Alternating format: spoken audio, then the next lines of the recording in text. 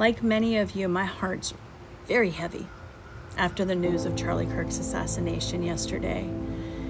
And I didn't know Charlie personally, and the grief I kept feeling was really overwhelming. And so I asked the Lord, why?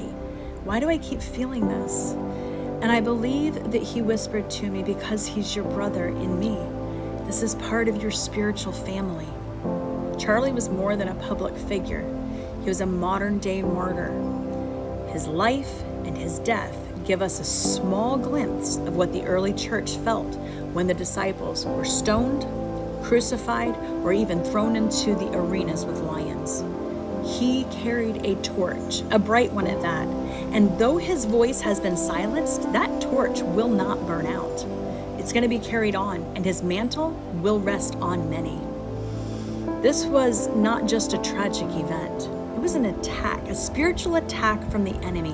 Satan thought that he could silence Charlie's voice, but what has happened instead is a domino effect. It's awakening and raising up voices across the world for Christ and for truth. What the enemy meant for evil, God is already turning for good. From the time that I was in high school, I have never shied away from my convictions. I was the girl who went and prayed at the flagpole. I wore a pro-life t-shirt in '93 and was suspended for refusing to take it off. Freedom of speech mattered to me then, and it matters even more now. If you think that my convictions have lessened with age, you're mistaken. They have only grown stronger.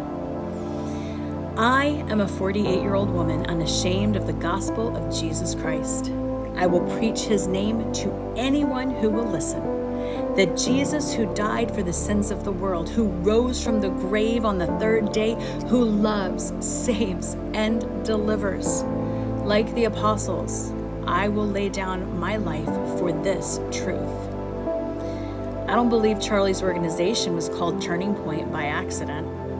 I actually believe that it was a prophetic name for such a time as this, a turning point for the body of Christ, a time to be bold as lions, yet harmless as doves, a time to rise up, speak truth, and refuse to shrink back in the face of a hostile world. I am forever tethered to the cross and to the one who gave His life for me. And so I want to encourage you. If you claim the name of Christ, this is no longer time to be silent. It's a time to speak the truth in love. And if you don't yet know Jesus, let me introduce you to my very best friend. He laid down His life freely for you and for me. Today He stands with open arms, ready to welcome you into His family. Would you reach out to me? I would love to pray with you and help you find the same assurance that Charlie had and that I hold in my heart. For me, to live is Christ and to die is gain. Philippians 1:21.